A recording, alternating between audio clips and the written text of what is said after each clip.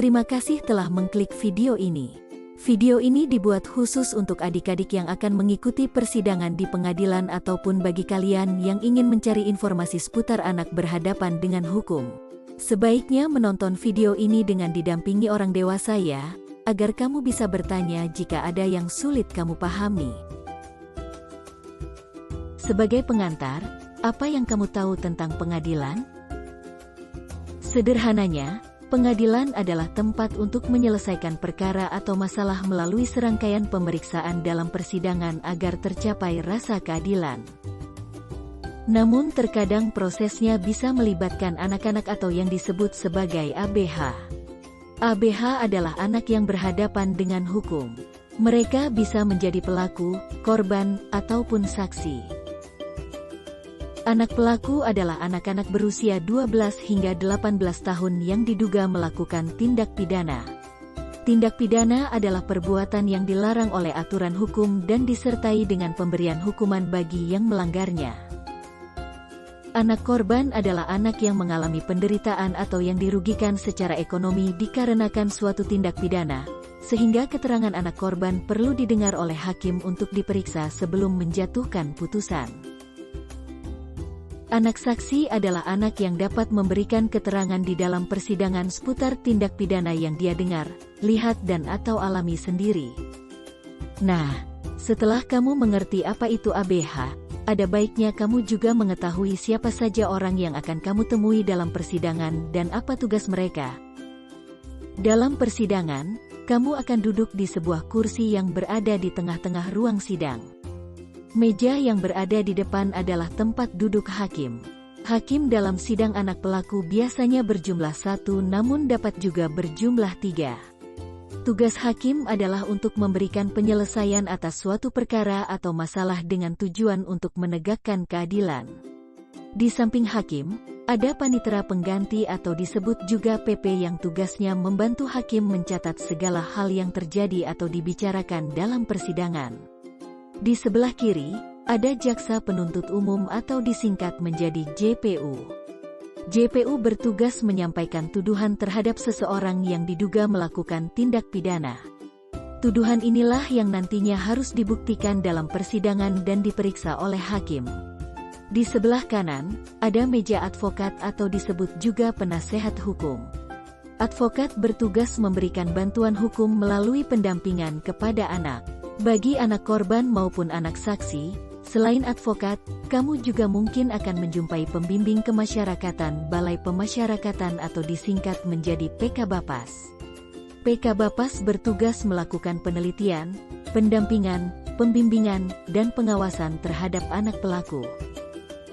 Pihak berikutnya yang harus ada di ruang sidang adalah orang tua atau wali atau pendamping yang kamu percayai.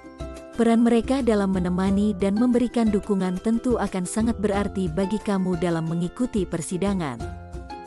Yang terakhir adalah petugas jaga dan keamanan sidang yang merupakan petugas pengadilan dengan tugas utamanya untuk menjaga ketertiban dan membantu agar proses persidangan berjalan lancar. Dalam proses persidangan ABH, orang-orang tersebut tidak boleh memakai toga atau atribut kedinasan yang biasa dipakai dalam persidangan orang dewasa. Berikutnya, penting untuk kamu mengetahui hak-hak apa saja yang dimiliki oleh ABH dalam proses peradilan. 1. Diperlakukan secara manusiawi dengan memperhatikan kebutuhan sesuai dengan umurnya.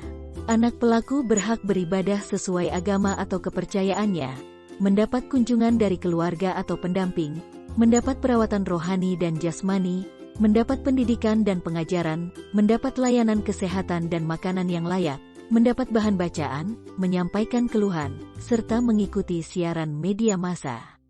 2. Dipisahkan dari orang dewasa.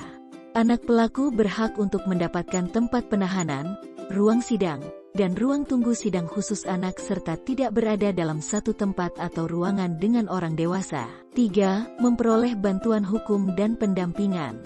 Anak pelaku wajib diberikan bantuan hukum oleh pemberi bantuan hukum seperti advokat, serta pendampingan dari orang tua, wali atau pendamping, dan pembimbing kemasyarakatan. 4. Melakukan kegiatan rekreasional atau kegiatan hiburan harian, serta kesenian yang dapat mengembangkan keterampilan.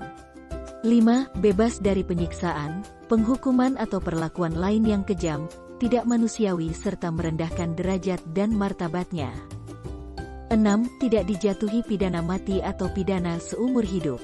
7. Tidak ditangkap, ditahan, atau dipenjara, kecuali sebagai upaya terakhir dan dalam waktu yang paling singkat.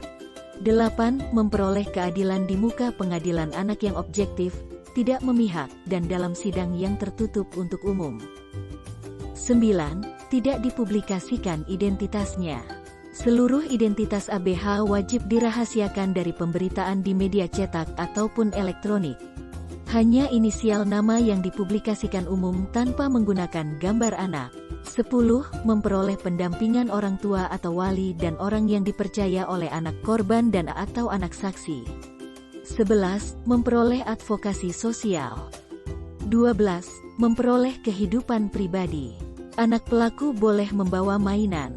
Jika anak ditahan di lembaga pembinaan khusus anak, dia berhak membawa selimut, bantal, pakaian sendiri, dan diberikan tempat tidur yang terpisah. 13. Memperoleh aksesibilitas, terutama bagi anak difabel atau cacat. 14. Memperoleh pendidikan. 15. Memperoleh pelayanan kesehatan. Khusus untuk anak korban dan anak saksi, berhak atas a. Rehabilitasi sosial dan medis, baik di dalam lembaga maupun di luar lembaga. B. Jaminan keselamatan, baik fisik, mental, maupun sosial. Dan C. Kemudahan dalam mendapatkan informasi mengenai perkembangan perkara. Sedangkan dalam proses persidangan, berikut beberapa informasi yang perlu diketahui oleh ABH dan orang tua atau wali selaku pendamping. 1.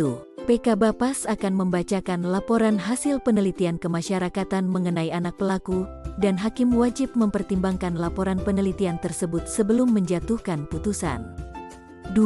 Hakim harus memberikan kesempatan kepada orang tua atau wali atau pendamping untuk mengemukakan hal yang bermanfaat bagi anak sebelum hakim menjatuhkan putusan.